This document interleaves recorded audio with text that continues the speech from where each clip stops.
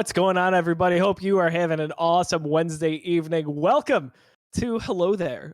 We are talking Kenobi, Obi-Wan Kenobi, part 3 today. I like that they're calling them parts. Like this is truly a movie, by the way. If you have not watched episode 3 of Obi-Wan Kenobi, do not watch this episode of Hello There just yet, because we are going to get into some heavily spoilery territory. I'm Josiah Leroy. With me today, the man that looks as good as Ewan McGregor. He's got the twin over here, Mr. Baba Yaga, John Fick. What's up, John? Oh, look at him. Oh, I am what you made me. Oh, that line stuck with me so hard. Look at all this red. I'm breaking the camera. I wore the red shirt too. Look at that, baby. It's a lot of red. Yeah, for sure. I think my eyes hurt through the screen here. You're welcome. What do you think mine feel like in real life? If anyone has ever seen the episode of Seinfeld where the Kenny Rogers chicken moves in next door to Jerry and Kramer, and the red light is coming into Jerry's apartment, that's exactly what it looks like. Google it. It's uncanny. Anyway, thanks for joining us live for our chat at twitch.tv/thegeekiverse. We love getting the community involved. We love having you participate in the chat. Throw as many comments and questions our way. We want to be a part of all of that talk. Also, if you're watching the video back after this at youtube.com/thegeekiverse, we appreciate you.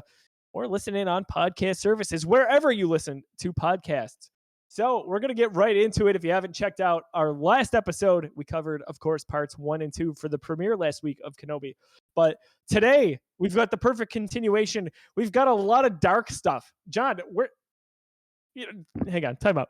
Reactions. Give me the 101 on this episode of Kenobi. I loved it. It's what we wanted. It is. It's where I expected. So again, we're full spoilers here. It's what I expected. Sorry, when I expected to get Vader. Episode 3 seemed like a perfect time. We got the slow build up with episodes 1 and 2, seeing what's going on with Kenobi, getting introduced to the Inquisitors, what's going on, just a little bit of backstory. And episode 3 felt like the perfect time to see Darth Vader suit up and start to hunt down Obi-Wan. And that's what we got. And man, it was brutal. It was devastating. That is a dark episode. We're gonna talk a lot about it, but man, that was brutal. So is there not the perfect irony and symmetry in the rhyming of Star Wars? Revenge of the Sith, episode 3, the horrible, dark stuff that we get in that one. Of course, episode 3 of Kenobi. What do we get? We get the reverse. We get the almost alternate universe edition. We get Kenobi getting burned by some of what Anakin went through before he made that full turn to the dark side, plus a lot of other dark stuff that we'll get to here shortly. But, I mean, let's just jump right into it. There's no holding back. First of all, my thoughts, just what John said, lots of stuff here. I don't know that I expected as much Vader this early on. A part of me, so I wanted this, but a part of me was not expecting the real head-on-head Kenobi and Vader stuff until the last episode, because I was like, this is going to be too much. They're going to build up. I think we're still going to get that. I think this was like, your chase scene, but I agree with you. This was more than I expected in that first like cat and mouse chase scene. Once the Grand Inquisitor went down last episode, I'm like, okay, that makes sense. I understand where you're going from a story perspective. You're getting the Grand Inquisitor out of the way so Vader can lead this. Once he went down, I'm like, okay. Vader, because they set up this hierarchy with the Inquisitors, and it's their job to hunt down the Jedi, and they answer to Vader, right? But we want to see Vader face off with Obi-Wan. So how do we make that make sense? Grand Inquisitor's out of the way. I think you're totally spot on there. I mean, so I'll say this in terms of my 101 on the episode as I gather my thoughts here, that I've been thinking about this thing all day, been talking about it with friends, coworkers, etc. I really don't think there's been a misstep with this series so far. If I reflect on Mandalorian, the 2 seasons we got there, as well as Book of Boba Fett, I think about maybe even more so Book of Boba Fett and how much tighter this is. The pacing is so good. The pacing is incredible. Night and day. I am a big defender of the sequel trilogy, despite the lack of direction at a lot of turns. And Book of Boba Fett felt more like they were a little bit rudderless, going week to week. Hey, we're going to just make this up as we go along, to a degree. Whereas Kenobi is like finely crafted, like it was a complete movie, and they chopped it up into those 6 parts Yeah, as it kind of was originally intended to be. right, the love and care is put into the story. Like, and you gotta think about it, man. Like, this is such an important character with an important actor, an important story in Star Wars. They couldn't screw this up. They had to sit down for years and storyboard this and like make sure that they're telling a story that's worth telling, and making it work for a 6-part series. Which I think that they're so far on a. We said pacing has been stellar. I mean, like, it's just like the slow episode 1, the awesome visuals we've been seeing just sprinkled in, the terrifying Vader. I mean, like, if you think about it, this entire episode was Obi-Wan running from Vader. Like, the entire time it was just him on the run. So like you say that, and that's almost like, I don't know if I'm necessarily like interested in an episode watching just some people, that's what some people's criticism of The Last Jedi is, right? The entire plot of the movie is they're just on the run. That's it. That one ship is running from another ship, and that's the plot of the movie. You know, that's kind of like a meme, but that's what people kind of complain about the plot of that movie. That's what the plot of this episode was too, but it was fun to watch and terrifying to watch and beautiful to watch at times. It's funny, I saw one criticism today about them being like, "Oh, this is a familiar Star Wars trope, trying to uh you're on the run, you're tiptoeing around the Empire, you're saving the princess." And I'm like, that's Star Wars. This is the big bad Empire. They're a dictatorship. Right. They will destroy you if you step out of line. That's the point of this. So it's some silly stuff online. For course. Sure. I mean, you and I are unapologetic. We love all this stuff. And it's, even if they do misstep, we'll acknowledge that. But we love the way we got there, and we love where we're going after that. But we talk about stepping out of line and paying the price, or whatever however you phrase that. We talk about the ruthlessness of Vader. Like, dude, let's get into it. We've seen so I'm on the record of saying that things like the Clone Wars and Jedi Fallen Order and the Charles Soule Vader comic, to me, that saved Vader. I didn't think, as someone who kind of for the first time digested the original trilogy as like a teenager, maybe even like early 20s, the first time I sat down, like, all right, I'm gonna get into Star Wars. I've talked all about that on Star Wars Reviewed. Vader wasn't like the most appealing thing in the world to me. I see how as a kid you're watching Star Wars for the first time, especially back in the 70s and 80s, and you see Vader, and that's mind blowing. And that's like this amazing thing, and I see how that carries with you, throughout your years. But for me, when I first saw Vader, I'm like, this is just an okay villain. I understand that it's iconic and everything like that. Vader was made for me with the subsequent material, and I don't think we've gotten anything even close to the couple of scenes that we've gotten today. The ruthlessness, the way he's just dragging civilians, he snapped a boy's neck for no reason. Like, it is absolutely brutal. Dude, so Surf Green in the chat and Twitch, Ewan's acting is so good. I felt Obi-Wan's sadness and fear when he saw Vader for the first time. Yeah, Ewan, and by the way, he's an executive director on this show, so he's got his hand really into the fabric of what makes this show special, past just Obi-Wan Kenobi, but as kind of an overseer, if you will.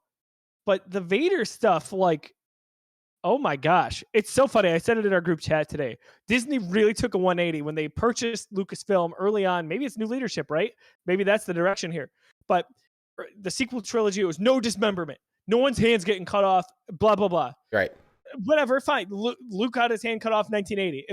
It wasn't gory, it's fine. I'm not going to complain about it. But they went from that to like, yeah, he's gonna snap a kid's neck, and it's nothing. And it's been like baby steps the way they've used Vader like this. You think about I would consider this the third time they've done this. The first being Rogue One, right? The hallway scene in Rogue One, and that blew all of our minds into what we've seen from Vader until then. That was incredibly brutal, but compared to something like this, it's not at all. The second step I would say is Jedi Fallen Order. So spoilers for that game. You see Vader at the end of Jedi Fallen Order, and he does something very, very similar, and he kills Trilla, and that's relatively brutal, and that's just like a almost on rails, but absolutely fearsome and brutal scene. I think that's one step up from what we got in Rogue One, and now this is just like, this is the Vader that everyone's afraid of. This is just the ruthless, like, and man, knowing that it is Hayden Christensen, just knowing that helps me put that perspective, and this is Anakin Skywalker. Just like thinking everything he does, I'm finally able to put that through the perspective of, this is the Anakin that I've watched through 3 movies and hundreds of episodes of the Clone Wars, like the Anakin that I've fallen in love with and heartbreakingly watched turn into Vader.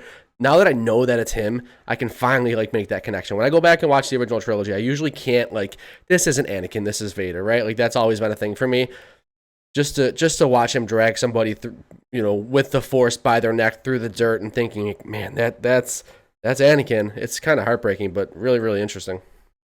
Uh, Yeah, I agree with that point. I love the way even some of the motions Hayden Christensen makes when he's choking people in that village and dragging them and all that.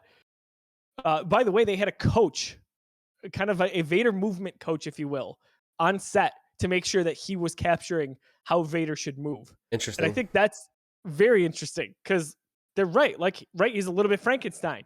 He can't just be super flexible and all over the place, kind of like we would have seen a younger Anakin Skywalker. He's Right. got to be a little bit rigid, but there's a gap between A New Hope and then going back to Revenge of the Sith.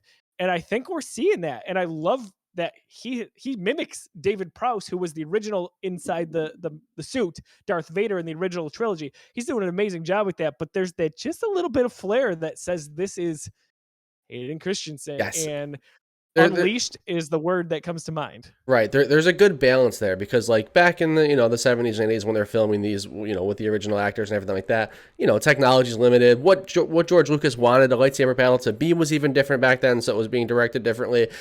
So we've seen some amazing stuff in the prequels, and we've seen Hayden Christensen do some really, really cool stuff in the prequels. So I think they found a good balance between, like, all right, paying homage to Vader's Sith movements, but also, like you said, that flair. Like there's some lightsaber movement going on when he finally busts it out and Obi-Wan has to defend himself. There's a little bit of flair there for sure. How about the build up too with him walking towards Kenobi, right? Like he's never like rushed. He's always it, he's almost It's like Michael Myers. He's like it's like Michael yeah, Myers. He never is running. He's always just walking behind you, menacing. Like that's the vibe I get for sure. it's the hunt. Vader was said to have hunted the Jedi, and that's exactly what we're seeing. And I think it's funny to think about the parallels in Jedi Fallen Order with Trilla. Same thing. He just walks up through that cloud right behind her, and just with his mind makes her unable to move, kills her. Then I think about his relationship with Reva. Just a matter of time, right? Well, she's gone before the end of the series, right? Like, 100%. Well, I mean, why? it could be Obi-Wan, it could be Vader. We'll see, but like, yeah, for sure. What's the payoff with being an inquisitor? There isn't one. Survival. I mean, like, they think of the Yeah, fact that these are all former Jedi, like survival. And maybe we get that story beat. We talked a little bit about it last week, and maybe Trilla has some ulterior motives, and maybe she still is, regretful of what's happened with the Jedi Order and how it's fallen, and maybe she's mad at Obi-Wan for allowing it to happen. So, yeah, I don't know. What is the yeah. payoff? Death? Yeah. Right. You climb the ranks only to be really under Vader's grip, so to speak. Yeah. Like I love that early on. That establishes where I'm Mustafar. Always love Oh, seeing that. the Like how many times have visuals. we come back to that now? Yeah. Dude, Like Vader's castle is just so like just that shot. It's really all we got was that one shot of him sitting there and having that conversation with Reva. Reva. I always mess that up, whatever it is. I said But Reva. yeah, I Yeah, think it's Reva, but whatever. probably. Um, yeah, just absolutely gorgeous. So yeah, the throne is awesome, right? Like Vader's got that for once.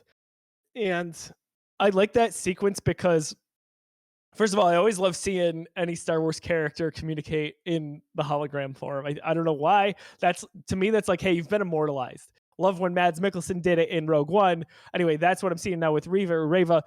And Vader basically says, you've got my blessing to go get Kenobi, but if you fail me, I'm going to end you. Right. Like, And that's it. There's no in between. there was that toying with her, and she doesn't realize, but we as the audience do. He's just saying whatever he has to appease them, but she's disposable. He says, I know what you want, you get this, you'll be right by my side, you'll be next up for Grand Inquisitor. That's an empty promise. He'll dispose of her the second he needs to, but that's just Vader. I mean, he just says, that's Anakin in this role. He says what he needs to make people do what they, just crazy.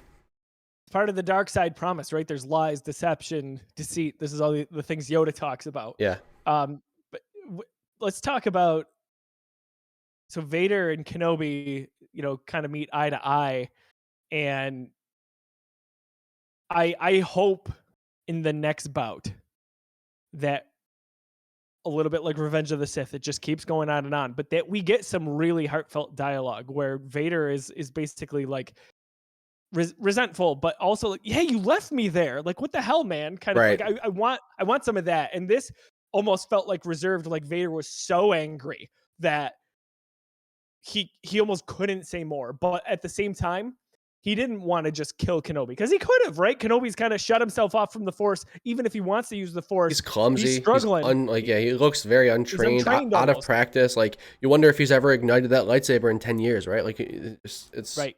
probably how long has it been buried in the Dune Sea? Exactly. There's that, and then there's the part where Vader wants him to suffer as he did. So it's almost like stringing him along. This odd torture, right? Just to keep him a little bit at a time, to have him always looking over his shoulder. So just as Vader kind of chases Kenobi, almost like that giant crater. Anyway, right before the end of their bout today, I saw Vader think ahead a step, and he broke that glass cylinder full of whatever was in there that was flammable, right? I knew as soon as he did it. I'm like, no, he's gonna rake Kenobi over the coals, basically. Yeah. And that's exactly what he did. And the poetic, as I said, the rhyming here, I wonder if that tells us anything as we get into episodes 4, 5, and 6 of this. Before I forget, one kind of quote rings in my head from Return of the Jedi today, and it's Vader telling Luke as Luke is brought to him by the Imperials on Endor. Vader says to his son, Obi-Wan once thought as you do. And I wonder if there's any part as we get into the end of Kenobi where Kenobi is like, hey, maybe I can still save him. I'm sure there is, right? There's some guilt there. There's going to be a conversation. There has to be. I think before their final face-off, after Obi-Wan has been visited by Qui-Gon, because that's happening for sure. If it doesn't happen, I'll lose it. Me too, dude. You can't keep saying Qui-Gon Jinn in this show and not show me Liam Neeson as Qui-Gon Jinn. I don't care if he's a blue holographic ghost. I need to see Qui-Gon. I need Qui-Gon to show up and say something stupid to the effect of, if you don't find him, I will find him and I will kill him. Oh my God. Can you imagine? That's funny. So anyway, raking Kenobi over the coals, like, what, dude? Yeah, that's as intense as Star Wars gets. It is, and it's like I was with you where I once you knocked that over, I'm like, okay, that's flammable. He's gonna go there. And my first instinct was like, I'm not too worried about this because like I know Ben Kenobi doesn't get burnt up and stuff like that, so this is gonna be kind of uneventful. And then it happens, and I'm like, well, I was wrong. This is brutal. Like this is they totally hit on what they were going for here. Like, yeah, sure, it's not like a life-changing burn, but geez, is it brutal. I think it serves a few purposes. Like just a touch, it slows Kenobi down even more, right? Like they're building towards that so that he is the old man that we see in A New Hope. Just little things here and there, but it also serves the purpose for Vader to obviously keep the series going, but to really build on his demonic persona. Sure. And basically, what does he say? Like, your suffering is just beginning, right? Essentially. Oh my gosh! Like, yeah, it's crazy. Intense. I saw somebody on Twitter say that, okay, now Obi-Wan's going to be in a back-to-tank recovering, and that's where all the flashbacks are going to happen. I don't want that. Don't give me Obi-Wan in a back-to-tank, please. No, I don't need that. We got that in Boba already, right? Like that was our back-to-tank flashback fix. I don't need that again. The only way I would like it is if we got a whole episode of Clone Wars. Oh wow, I never considered that. Yes, but also if it was some sort of sequence that was meaningful, even if it was like a quote that we recall later in the original trilogy. I know it's easy when you have the answers to the test down the road, but something like that Ahsoka says to Anakin, to even a conversation between him and Obi-Wan, any of that I would be all about. But man, it's just it's funny because I'm like, all right, we're halfway through the series. So I'm sad, but at the same time, we have 3 more episodes. We're only halfway through. That's still my perspective. It's like I always, when I think about these Disney Plus shows, especially Marvel and Star Wars, because we're usually comparing them to films, right? I think about them and compared to movies. Like we have a full-on movie left. We have 2.5 hours left. Around about 2.5 hours left of Obi-Wan Kenobi. I'm totally still happy about that. Halfway through is plenty for me. So I'm not at the point where I'm seeing the finish line. I'm getting sad about it. I'm just like right in the thick of things, just ready to see what they do, where they go with the story, what other cameos we get. Get it, Cal Kestis, please. Give us Cal Kestis.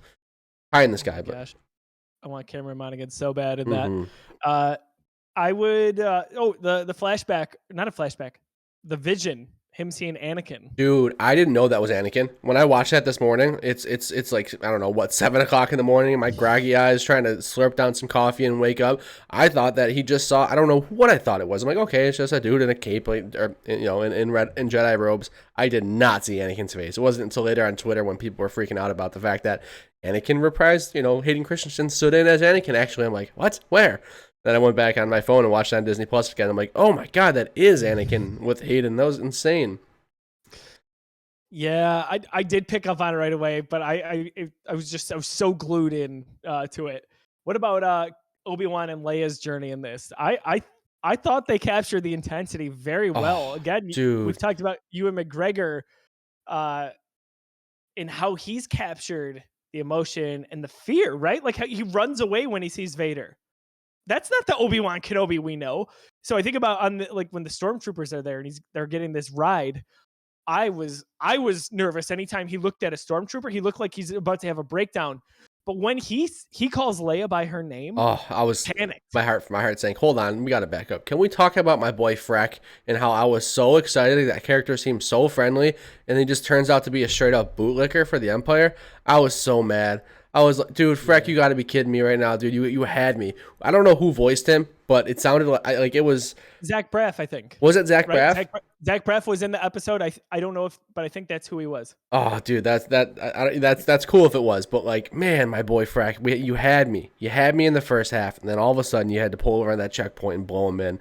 But yeah, the way the whole thing was handled with that relationship is just so interesting to see, and they kind of have to tiptoe around a lot of this because we know Leia's presumed relationship with Obi-Wan and how there really wasn't much of it in her head, like. Obviously she doesn't know this is Obi-Wan still. She thinks this is just some man named Ben Kenobi, but dude, that line, "Are you my real father?" Heartbreaking, dude. Heartbreaking. So I've got some stuff to say about the general theme of fatherhood in Star Wars. Yeah. Zach Braff, by the way, yes, he is Freck. I saw his name in the credits and I'm like, who was he? But yeah, sure enough, he is. Real quick, we got to get to a few things in the chat. Courtney asked, "Is this the only season essentially they're making?" We believe so. We've heard all these things. They said the crew had so much fun. Hayden and Ewan say they want to do another one, but to our knowledge, this is a one and done. Till we hear otherwise, right? Well, so it's a one and done for this storyline. We know that for a fact. Like they're not going to end Obi-Wan Kenobi on a note that doesn't directly lead into the sequel, the original trilogy. So yes, like this is it for like this series. Will they ever do something with these actors, in these roles again? We hope so. That'd be awesome. But yeah, this is like a bridge between the prequels and the original trilogy. Like this, I'm like 99.9% sure they would never, splice this up into 2 seasons. This is a very special, limited series as they call it. Yes, they are billing it as a limited series, which tells me again this is a 6-part movie. Gorms 716 in the chat says, "How about Obi-Wan not using the Force powers to trick the stormtroopers?" I don't think he can. I don't think he could if he tried. Agreed. So, however, how we're waiting for Qui-Gon to show up because, like, it feels like every 10 minutes he's like, Qui-Gon. Yeah, right. I keep waiting for him to pull the old Ben Kenobi from A New Hope, right? The mind trick. It'll happen. Yes, it'll happen. It will happen. I feel like anyway, they're building this up like they're building up that we're going to see Qui-Gon. He's going to use that on someone. He's going to use a mind trick. He's getting back into it. And I think it'll be I don't think it'll be like a huge like story focal point. I think it'll be him just trying to get past somebody, and it'll be like a fun little moment. Like it'll be after my guess is it's after his big pep talk with Ghost Qui-Gon after he gets, he just got his ass beat by Vader. So maybe that's coming up soon where, he's down and out on his last leg and he finally gets visited by Qui-Gon, gets his pep talk. Maybe there's like a training montage of some sort. He's got to go on a mission to do something because of something. But yeah, he'll be back in touch with the Force and he'll use that for sure. So I also want to say, if I didn't mention this last week, I love the idea that Obi-Wan has shut himself off essentially from the Force. I wonder if this redeems a lot of people's viewpoints on Luke Skywalker and Last Jedi, because he did the same thing. Yeah. He shut himself off from the Force after a traumatic thing with his family, Vader 2.0, right? Kylo Ren. And we see that here with Obi-Wan Kenobi. It's handled much differently. Luke got bitter and angry. Kenobi almost He did sees though.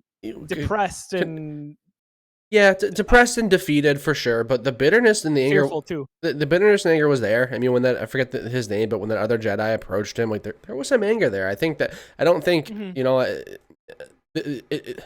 Leia is the only thing that I think could have pulled Obi-Wan out of what he was heading towards, right? Like that was the only thing that could have pulled him out of that. And obviously this is all being rewritten in its new stuff, but it's the only reason that he's strong enough to kind of do what he does in the original trilogy is to some point.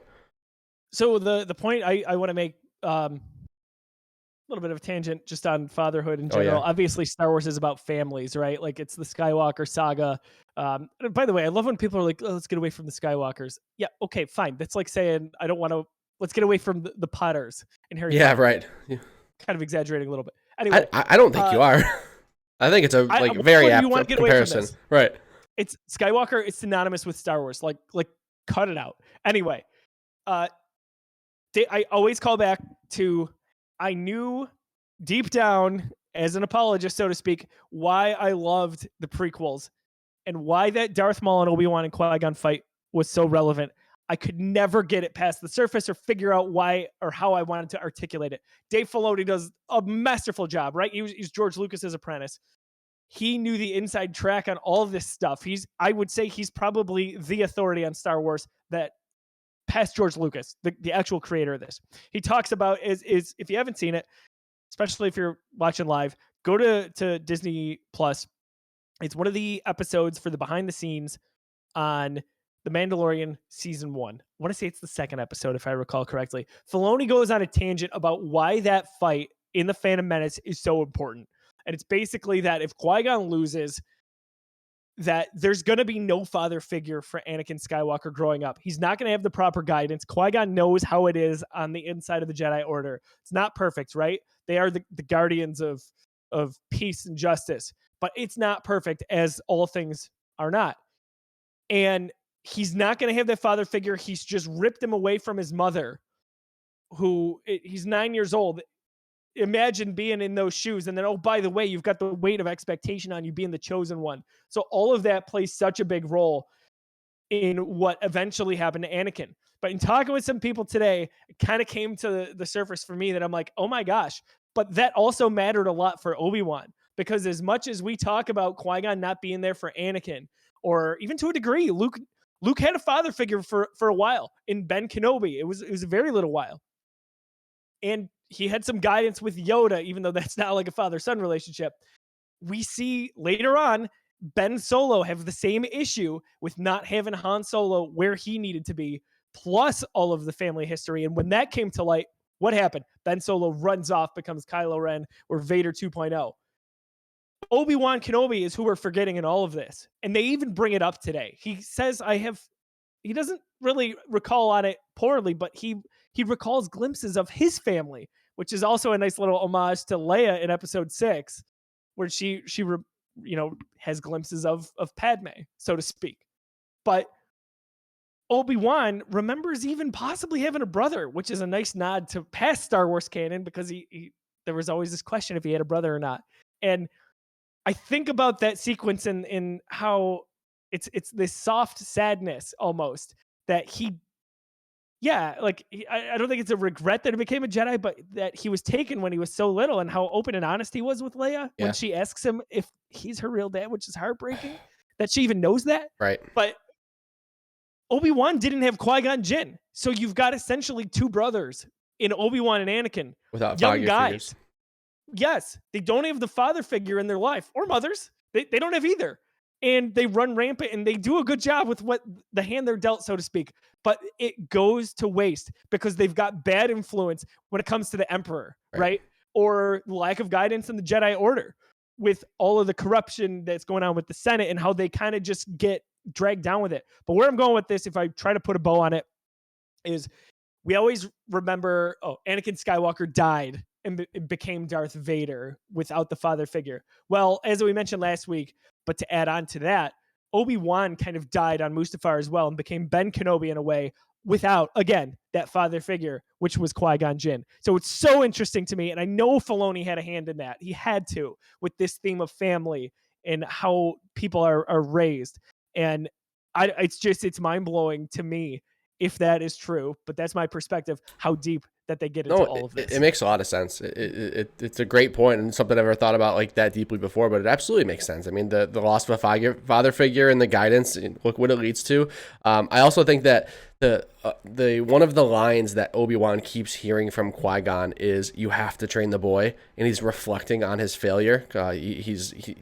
Um, Darth Vader says it today. He says, "This is what you made me." All of this guilt in the way that Obi-Wan failed Anakin. He says it in episode 3, right? That guilt, that failure, he was set up for failure, right? Like you said, he didn't have a father figure. He was never supposed to be Anakin's father figure. So he feels all of this guilt, all of this failure for failing Anakin, and it's really a responsibility that never should have even been his. So I think that's even more so, kind of leans on the importance of that Qui-Gon fight scene, the death of Qui-Gon, and what, the domino effect it had on the galaxy.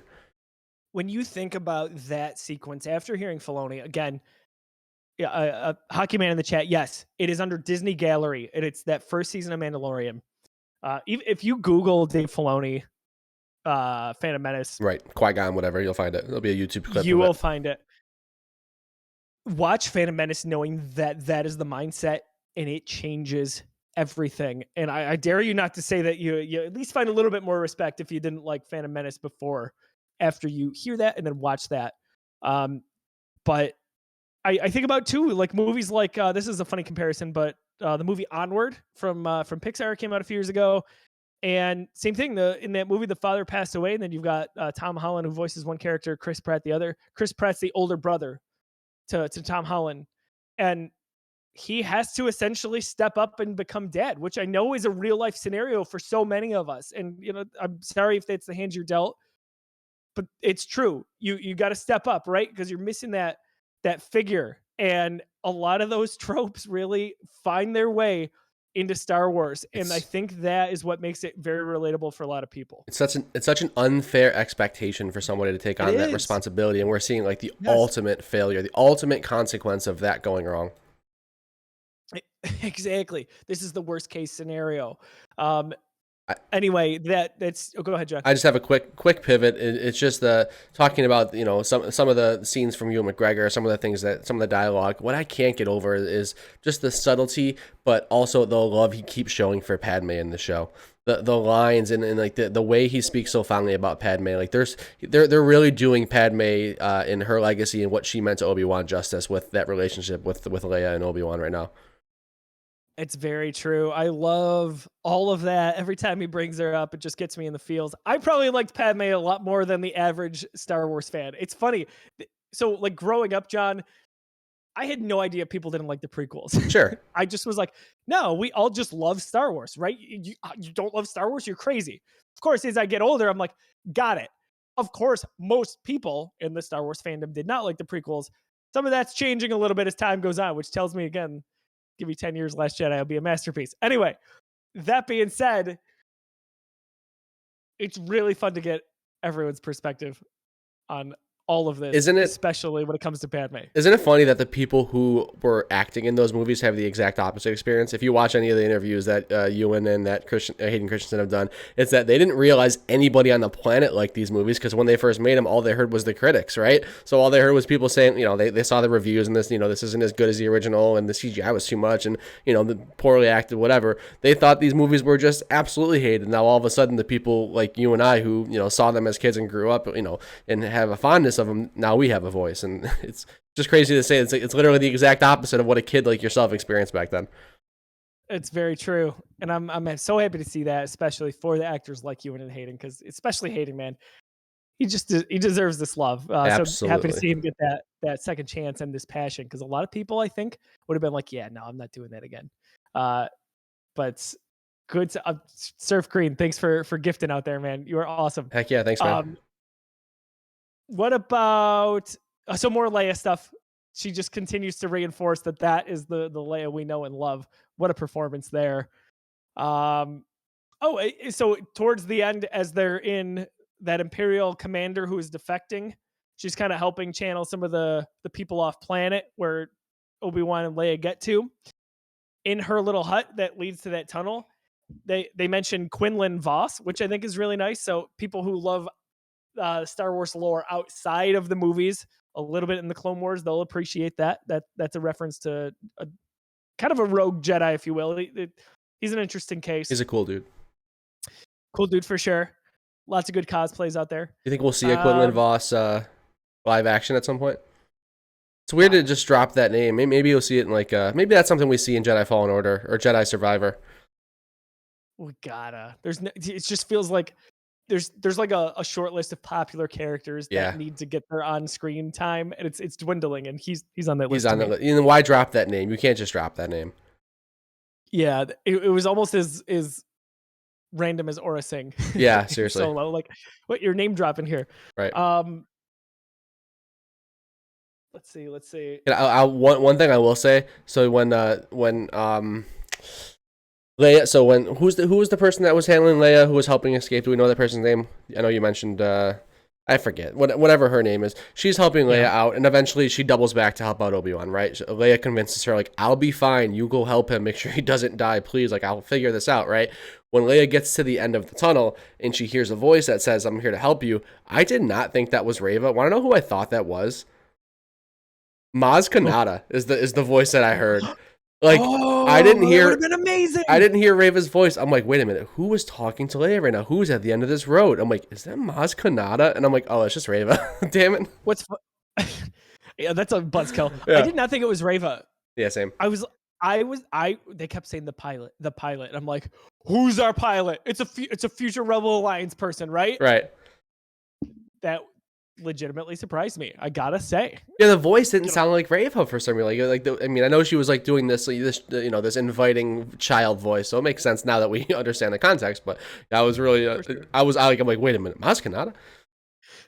That's interesting. I'm gonna watch that again and probably hear that now. I don't know how old Maz Kanata is and if that would make any sense, but it's good, right?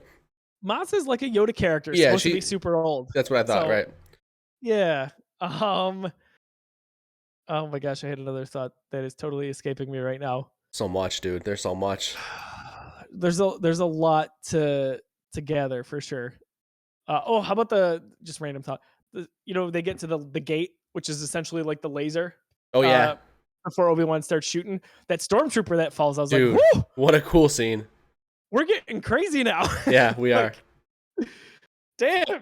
Yeah, cut right in half. But we'll talk about stormtroopers real quick.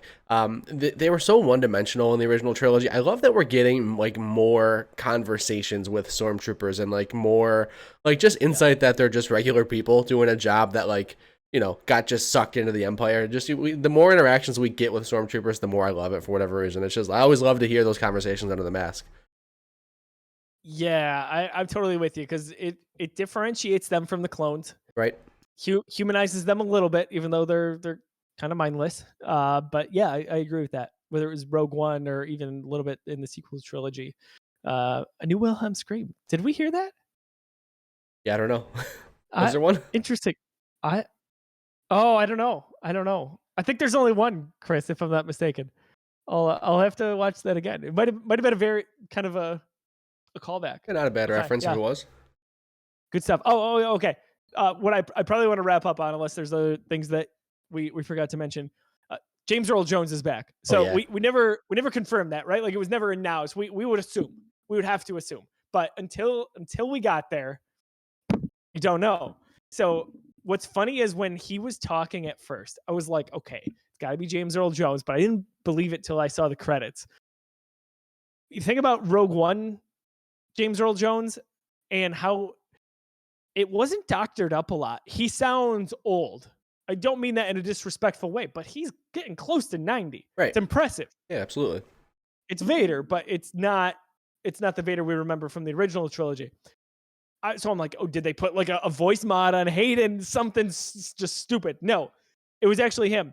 This version of the voice of Vader is way better than Rogue One because they did more in the editing room, in the sound room, so to speak, and it matches what I would expect. Now, Rogue One is kind of the outlier, which is fine, But whatever. they've learned a lot, right? From how we had Tarkin, and now we've got Luke Skywalker in terms of how they de-age people. We had Vader's voice in Rogue One, Vader's voice now. Even what the lightsabers look like with the natural light in the sequel trilogy to now, and then the stagecraft, which is the backdrop for how they do all of this. Dude, the They've volume is learned the so coolest thing in much. the world. Like, all the stuff that's shot in the volume just looks so good. It's so true. Like, they keep getting better and better. And I love that Star Wars was always at the forefront of technology when it came to movies. The original trilogy obviously was like mind blowing. You get to the prequels, even though they look a little hazy now. When you look at it in 1999, you're like, oh damn, like Right. this is very good CG. You can make a movie out of nothing. That's what they did for sure. I mean, they were. Yes. Ewan says it all the time. They were on blue and green screens the entire time. Exactly. And now this new iteration of Star Wars, we get stagecraft, which is just incredible stuff, which is being adopted by a lot of major movies around the world. I would love to just spend a day in the volume. Just show me everything. Put me on Tatooine. Put me in space. Throw me in hyperspace in the volume. That's got to be the coolest thing ever, just to be surrounded by those LED panels and like existing. I mean, obviously a lot easier to act into with those somewhat practical environments. Yes, and think about it. Like it's reading behind the scenes. They're like, we used to obviously you'd have to fly out on location to some of these places, which is super expensive for the crew, the cast, etc. The time of it all, and now you can kind of do it in this contained, almost like mini arena. And it looks so good. It looks so good. And one person at Lucasfilm was basically saying, "Yeah, we don't have to wait for that half hour of sunlight, and we don't have to get that sunlight perfectly right in a shot. Now we create it, and we could have it 24 hours a day." This is what George Lucas wanted when he made the prequels. This is what he wanted. We don't have to wait for conditions. We don't have to do this. I can just make it. And, he did what he did. Those movies looked fine for the time, and they certainly don't age like, the way we want them to. But, like, man, imagine if George Lucas had the volume. That's what he was working towards. It's, poetic that Star Wars is the first thing to use it with Mandalorian. It's perfect. This is the perfect blend of practical and CG effects, essentially. I think it's going to age well. Only time will tell, right? I say that now. But yeah, I mean, and that technology can just get better. I mean, you can just put better screens and more screens and brighter LEDs. Like, when the cameras are going to get better, and like it's just going to get better. It's such a brilliant idea. John, anything we're missing, anything in the chat that we haven't talked about? Is the series lacking? Is it missing anything that you wanted at this point? Is it about right? Has anything we've seen so far changed your hopes for what we want to see in the last 3 episodes? Tell me. Hit me. The only thing I would say is I'm maybe less hopeful for more cameos. I think we've got a focused story, and I think that we're kind of going to get this cat and mouse game between Vader and Obi-Wan. So maybe the Cal Kestis cameos, I'm maybe a little bit less, less sure of happening. So I don't know if we're going to get much like that unless we get, Unless we get a good flashback scene. That's where I think we could see some cool cameos. Maybe we get an Ahsoka Tano, cameo and flashback. That stuff's still a possibility, but that's just about it. Everything else has just been blowing me away. Like we talked about, the pacing is just so perfect. It feels like what I would want. It's like if this wasn't going to be a movie and you're going to do a show, you're killing it. You're doing exactly what I would want you to do. It's beat for beat. It's a story that I can't wait to see the next beat of, and they're just, we saw it. We saw Vader and Obi-Wan. It's just, can't get enough of it. It's a dream basically come true. The first show that many of us have decided to weekly get up early for. Right, exactly. Crazy. I will say I'm glad it wasn't 2 episodes for that reason alone. I was able to get up around like 7 o'clock today as opposed to like 5:30 just to be safe, right? Much easier. Yeah. Much easier. Because we didn't know the time of the episodes, all that stuff. You're rolling the dice. Right. But that's what's fun about this community. Whether we're playing the same video games or we're watching the same TV shows. All of us in the chat, we're doing this week to week. This is what makes what we do special. And it's that camaraderie. We get up at 6:30 in the morning. We're in a group chat. I'm texting other people. I'm texting coworkers. This is awesome. By the way, I got to give a real quick shout out before I wrap up here. Marissa, someone I am a coworker with, who may be watching right now, was not a Star Wars fan, had not really gotten into Star Wars, watched Star Wars until May 4th of this year, watched every movie, is watching Kenobi week to week with us, and is a big fan. So, Marissa, you are dedicated, and I'm so happy that the bug hit you. Let me tell you. What a great time to become a Star Wars fan. You got to get her a list of Clone Wars episodes to hop in and get in on the Clone Wars, because if you like Obi-Wan at all and you enjoyed the prequels and you like that relationship with Anakin and Obi-Wan, man, you got to watch Clone Wars. We'll get it ready before Ahsoka comes out next year. Oh, for sure. I did ask. I was like, all right, we did Star Wars. How do we think we want to do the MCU? Uh-oh. So There, more to follow on that. I think there's a podcast out there she could follow episode by episode that might help her out quite a bit. Oh, do tell. I love it. All right, MCU reviewed. You got to check it out. We'll wait on that, Marissa. But there it is. All right, she gave me the text. Perfect. She's watching. So MCU reviewed. We go movie by movie. Where are we? We did Endgame last, right? Yeah, Endgame was the last one. Yeah, we got some catching up to do. Like we always say, they just keep making these Marvel movies. It turns out, so we're behind. At one point, we were at a good pace, but we're behind. But you know what happened? I'll tell you what happened. Star Wars. So if you like what we're doing here, go back and listen to Star Wars Reviewed or watch it. We've got every episode at youtube.com/thegeekiverse or listen in on wherever you download your podcasts. We've gotten through every movie except for Rise of Skywalker. But okay, got it. Sorry, I was gonna say every movie but Rise of Skywalker. Everything but that. So go check that out. We rank the movies, which is not controversial whatsoever. Not at all. You gotta check that out.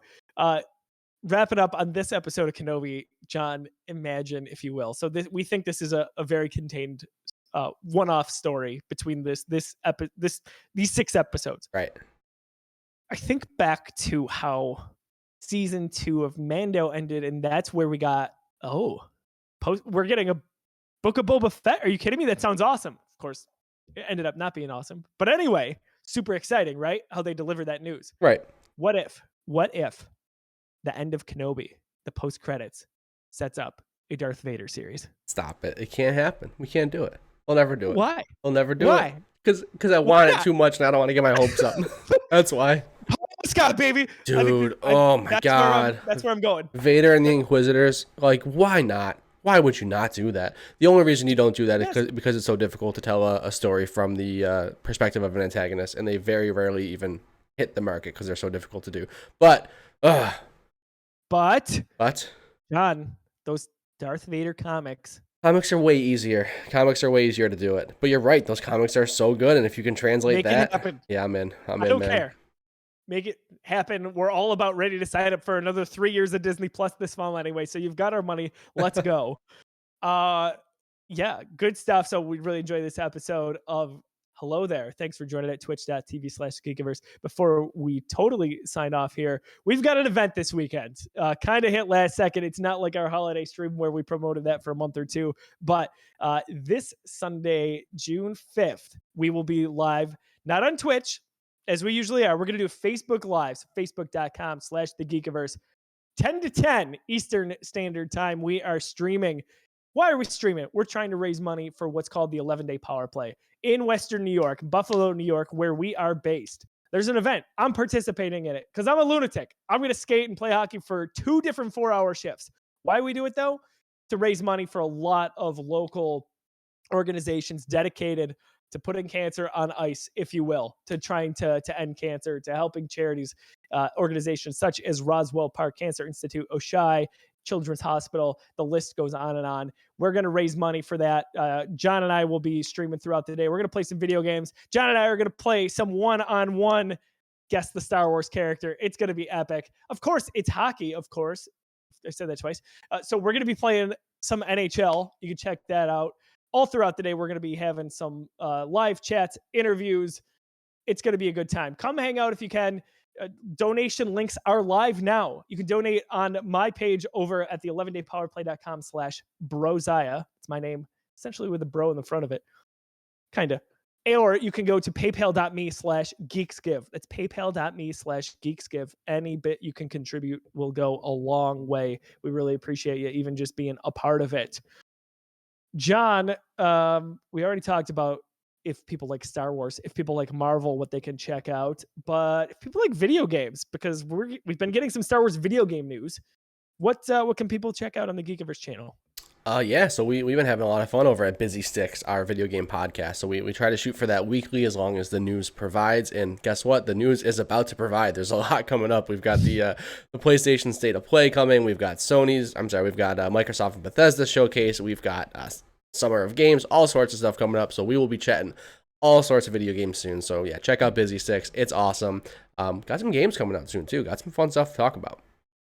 We do. It's the former E3 time of year, and damn, do we miss that? The buzz, the announcements, the leaks, all of it. We're getting a taste of that. We got the state of play, as John mentioned, so we're going to hear about PSVR 2, some big third-party releases, allegedly, as well as Xbox. What is going on with Xbox and Bethesda? Find out in a few weeks.